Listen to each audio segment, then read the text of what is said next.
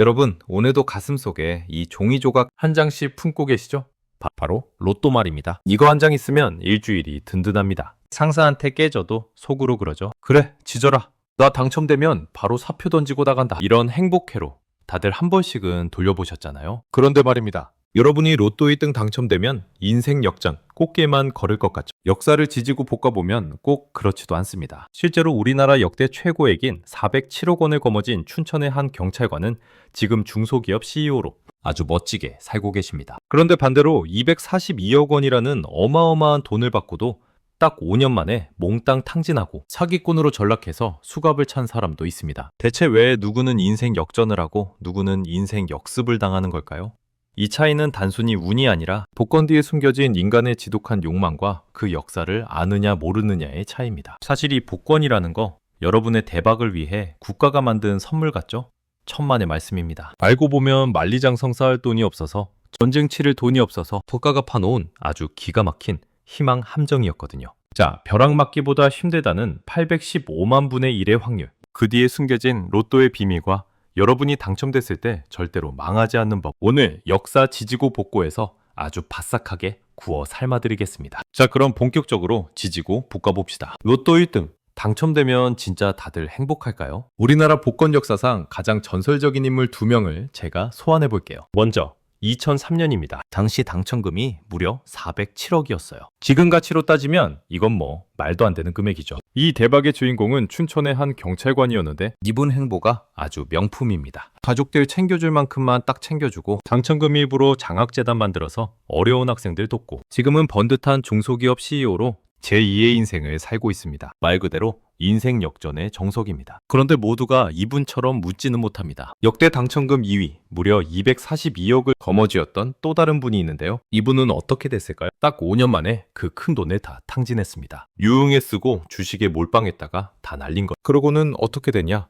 자기가 당첨됐던 그 복권 영수증 들고 다니면서 사람들한테 투자 사기치다가 결국 수갑을 찼습니다. 242억 가든 행운아가 5년 만에 사기꾼이 된 거예요. 이건 역전이 아니라 인생 역습을 제대로 당한 거죠. 누구는 CEO가 되고 누구는 범죄자가 됩니다. 이 종이 조각이 사람 운명을 아주 극단적으로 몰아놓는 셈입니다. 재밌는 건 그 와중에 같은 번호로 복권을 10장이나 사서 혼자 40억을 챙겨간 사람도 있었다는 겁니다. 이건 운이라기보다 집념에 가까운 결과죠. 이렇게 피말리는 게임을 하는데 매년 주인을 찾지 못해 버려지는 당첨금이 400억 원이 넘습니다. 지급기한 1년이 지나면 아무리 사정을 해도 단 1원도 받을 수 없죠. 이 눈먼 돈들은 고스란히 국가복지기금으로 환수됩니다. 자, 이쯤 되면 질문을 던져야 합니다. 국가는 왜 이런 판을 깔아놓은 걸까요? 우리를 부자로 만들어주기 위해서일까요? 역사를 보면 복권은 단 한 번도 개인을 위해 존재한 적이 없습니다. 오히려 국가가 부족한 돈을 채우기 위해 설계한 아주 기묘한 함정이었죠. 그 함정의 기원.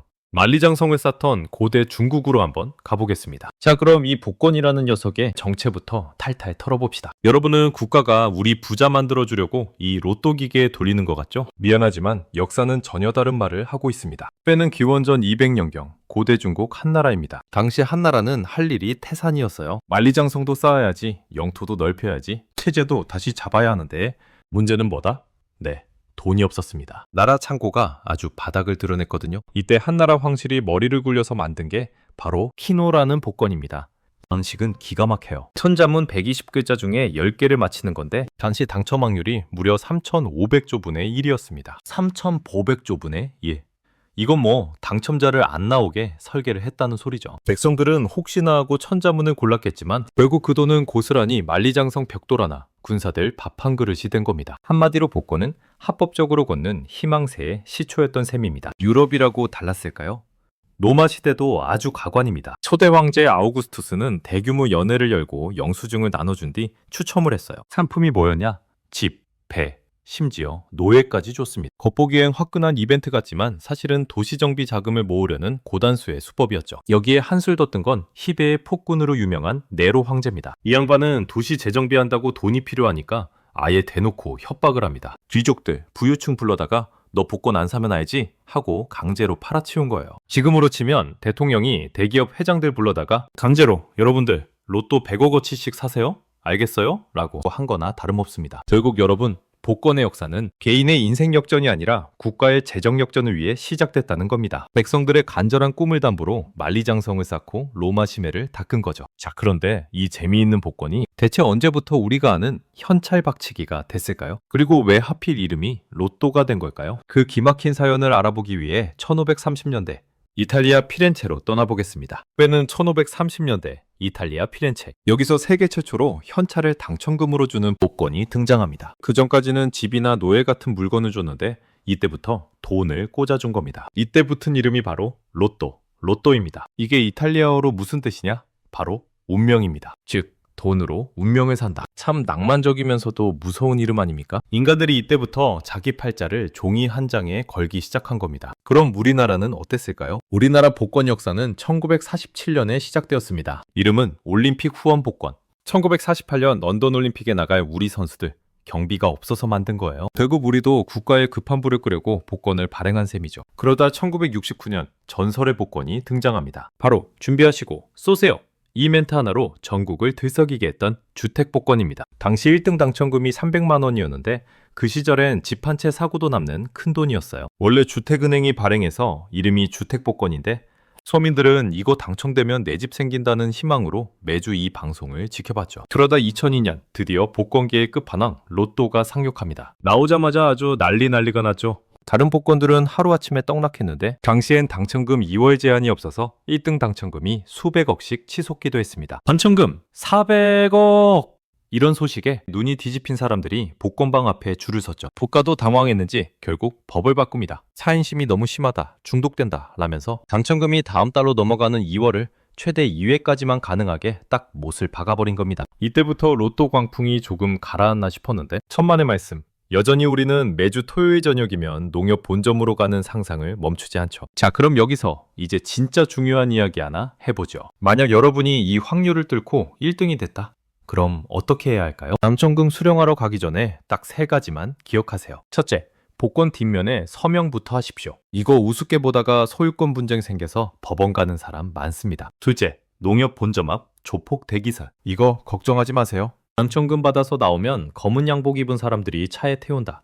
기부하라고 협박한다. 여러분도 한 번쯤 들어보셨죠? 천만의 말씀입니다. 완벽한 카더라예요. 농협 본점은 보안이 청와대 수준이라 1등 당첨자는 일반인과 마주치지도 않는 독립된 공간에서 아주 조용히 처리됩니다. 조폭보다 무서운 건 돈 빌려달라는 지인들의 전화니까. 여러분, 입단속부터 하는 게 훨씬 더 역사적인 대처법입니다. 그리고 농협 본점으로 반드시 가야 합니다. 서울 지하철 5호선 서대문역 바로 앞에 있는 농협 중앙의 본관 건물, 바로 그 농협으로 가세요. 무조건 농협 본점입니다. 거기 가서 신분증 내밀면 여러분 통장에 10억, 20억이 딱 찍히는데 이때 불로소득의 무서움을 알게 되실 겁니다. 세금으로 33%가 증발하거든요. 국가가 3분의 1을 통행료로 떼가는 셈이죠. 40%도 괜찮으니까 당첨되면 좋겠다라는 목소리가 들리는 것 같네요. 자, 오늘 로또의 역사부터 실전 매뉴얼까지 싹싹 지지고 볶아봤습니다. 어떻습니까? 만리장성 쌓으려던 고대 복권부터 지금의 로또까지. 결국 복권의 역사는 돈의 역사가 아니라 인간의 욕망이 써온 기록입니다. 복권 당첨이 인생 역전일지 아니면 인생 역습일지는 결국 그 돈을 담을 여러분의 그릇에 달려있는 겁니다. 여러분이 이번 주에 산 그 복권 당첨되면 더할 나위 없겠지만 낙첨됐다고 너무 슬퍼하지 마세요. 주인 없는 당첨금 400억을 챙겨가는 국가보다 가슴속에 희망 한 잔 품고 일주일을 버텨낸 여러분이 진정한 이 판의 승자일지도 모르니까요. 오늘 이야기가 유익하셨다면 구독과 좋아요 잊지 마시고요. 여러분이 알고 있는 또 다른 의심스러운 역사 루머가 있다면 댓글로 제보해주세요. 제가 아주 확실하게 지지고 볶아드리겠습니다. 지금까지 역사 지지고 볶고였습니다. 다음 시간에 뵙죠.